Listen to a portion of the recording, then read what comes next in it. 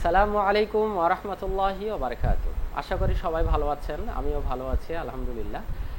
তো আজকে এই পর্যায়ে আমরা তাজবিদের খুব অ্যাডভান্স লেভেলের একটা বিষয় নিয়ে আলোচনা করব। সেটা হলো যে পবিত্র কোরআনে আমরা এই যে আনা শব্দটা, এই আনা শব্দটা প্রায় 60 বারের বেশি আমরা পাবো, প্রায় 64 বার আমরা পাবো।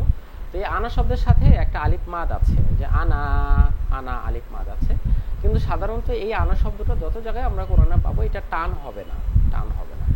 তো আসলে এই নিয়মটা কি, এই ব্যতিক্রম নিয়মটা কি, এটা নিয়ে আজকে আমাদের ক্লাসটা খুবই ছোট্ট হবে, বাট ক্লাসটা আমাদেরকে খুবই গুরুত্ব সহকারে দেখতে হবে, যাতে করে জিনিসটা আমাদের কাছে ক্লিয়ার হয়। আশা করি সাথেই থাকবেন। তো আলহামদুলিল্লাহ, এই শব্দটা পাবো সূরা আল কাফিরুন। সূরা আল কাফিরুনের 4 নম্বর আয়াতে আমরা দেখতে পাচ্ছি ওয়ালা আনা আবিদুম মা আবাদতুম। ওই যে ওয়ালা আনা, এই যে আনা শব্দটা, অর্থাৎ 4 নম্বর আয়াতের 2 নম্বর শব্দটা ওয়ালা আনা, এই যে আনা আনা। তো চলুন এই আনা নিয়ে একটু কথা বলি। এই যে আনাটা আমরা দেখতে পাচ্ছি ওয়ালা আনা, ওয়ালা আনা, এই শব্দটা আরবিতে বলা হয় দমির। দমির মানে প্রোনাউন, নাউনের পরিবর্তে যা বসে। আনা মানে আমি, আমার একটা নাম আছে, আমি সিদ্দিকুর রহমান। বাট আমি যখন একটা আমার হ্যাবিট বলি, একই কথা বারবার বলি, তখন তো আমি বলি না সিদ্দিকুর রহমান, তখন আমি বলি যে আমি আমি আমি। ঠিক এইরকমই একটা প্রোনাউন হলো আনা, আনা মানে আমি। তো এই আনা অর্থাৎ এই প্রোনাউন, যেটাকে আরবিতে বলছে দমির, যতবার কোরআনে পাবো ততবার এই আনা যে টানটা, এই টানটা আমরা দিব না, এই টানটা আমরা দিব না, মানে এই টানটা হবে না। অর্থাৎ আনা দ্রুত বলতে হবে, এইটাই আনা শব্দের নিয়ম। আনা শব্দের নিয়মটাই যে আনার যে আলিফ মাদ সেটা হবে না, এটাই নিয়ম। ওকে, তো আমরা প্রায় 60 বারের বেশি, প্রায় 64 বার যখন কোরআনে এই শব্দটা থেকে এভাবেই পাবো, তখন আমরা এটাকে দ্রুত বলবো। ওকে, মাশাআল্লাহ। তাহলে এখন যদি আপনি এই আয়াতটা পড়েন, সূরা আল কাফিরুনটা পড়েন, আমরা একটু পড়ে আসি। বিসমিল্লাহির রাহমানির রাহিম। কুল ইয়া আইয়ুহাল কাফিরুন লা আ'বুদু মা তা'বুদুন ওয়া লা আনতুম আ'বিদুনা মা আ'বুদু ওয়া লা আনা আ'বিদুম মা আবাদতুম। তো আমরা এখানে বলবো না ওয়ালা আনা, এটা বলবো না, কি বলবো? ওয়ালা আনা। ওকে, ওয়ালা আনা বল। তো চলুন আমরা কিছু কোরআন থেকে উদাহরণ দেখি। একটা তো দেখলাম সূরা আল কাফিরুন, আমরা পাচ্ছি ওয়ালা আনা আবিদুম মা আবাদতুম। তো এই আনাটা আমরা তাড়াতাড়ি বললাম, ওয়ালা আনা। দ্বিতীয় আরেকটা আয়াত আমরা এনেছি সূরা আন-নাজিয়াতের 24 নম্বর আয়াতে আমরা পাবো ফাকালা আনা রাব্বুকুমুল আ'লা। ফাকালা, কতে আলিফ মাদ আছে, ফাকালা আনা।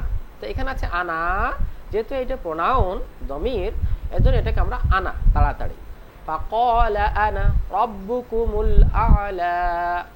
ওকে, তৃতীয় নম্বর একটা সূরা মুলক, আমরা প্রায় পড়ে থাকি। সূরা মুলকে আমরা পাবো ওয়া ইন্নামা আনা নাযীরুম মুবিন।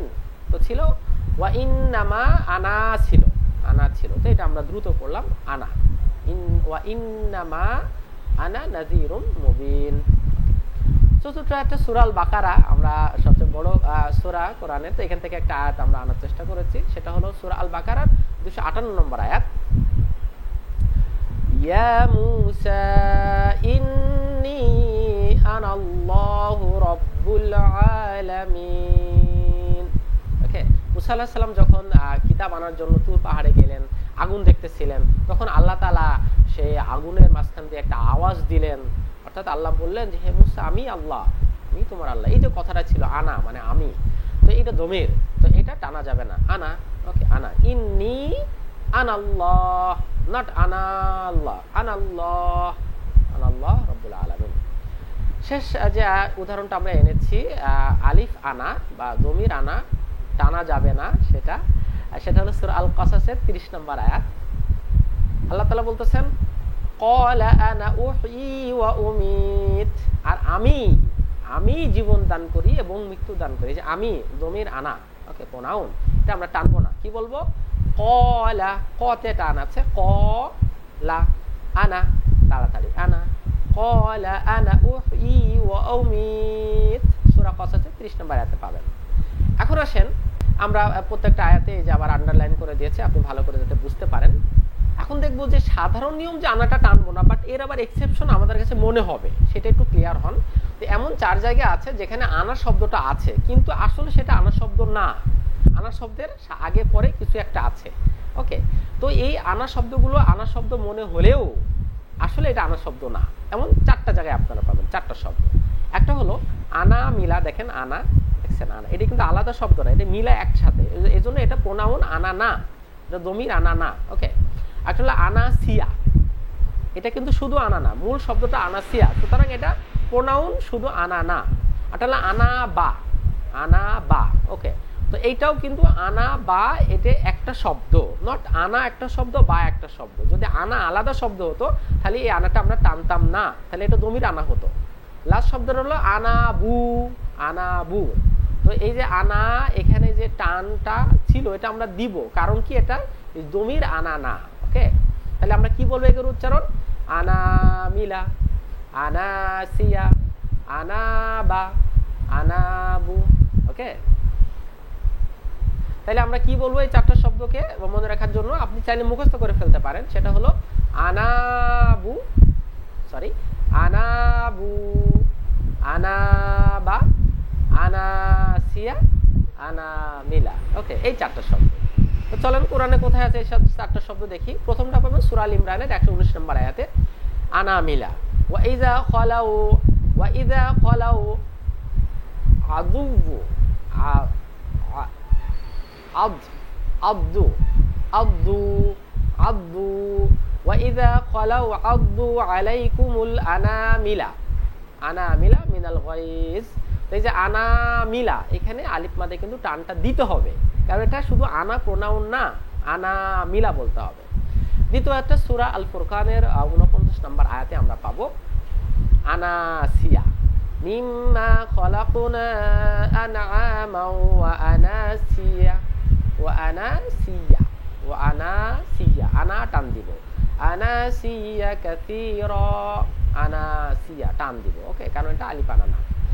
লুকমান, সূরা লুকমানের 15 নম্বর আয়াত আছে, ওয়াত্তাবি সাবিলা মান আনাবা ইলাইয়া, আনাবা টান দিব।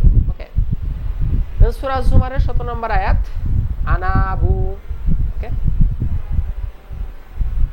ওয়া আনাবু, ওয়া আনাবু টান দিলাম, ওয়া আনাবু ইলাল্লাহি লাহুমুল বুশরা। ওকে, তো মাশাআল্লাহ, আশা করি আপনারা ক্লিয়ার হচ্ছেন। আমি আবার সামারি করি। কোরআন শরীফে যত আলিফ আনা মানে দমির আনা যত জায়গায় পাবো, প্রোনাউন বা সর্বনামটা, কোথাও আমরা আনার সাথে আলিফ মাত্রাকে টান দিব না, উইদাউট 4 জায়গা ব্যতীত। একটা হলো আনা মিলা, আরেকটা হলো আনা সিয়া, আনা বা, আনাবু। এই 4 জায়গা ছাড়া যত জায়গায় আমরা আনা পাবো, আনার আলিফ মাত্রা টান হবে না। ওকে, তো বেশি বেশি প্র্যাকটিস করুন, আল্লাহ তাআলা আমাদের সহায় হন। আর দেখা হবে ইনশাআল্লাহ পরবর্তী ভিডিওতে। সেই পর্যন্ত সবাই ভালো থাকবেন, সুস্থ থাকবেন। সুবহানাল্লাহি ওয়া বিহামদিহি, সুবহানাকাল্লাহুম্মা বিহামদিকা, আশহাদু আল্লা ইলাহা ইল্লা আনতা, নাস্তাগফিরুকা ওয়া নাতুবু ইলাইক। আসসালামু আলাইকুম ওয়া রাহমাতুল্লাহি ওয়া বারাকাতুহু।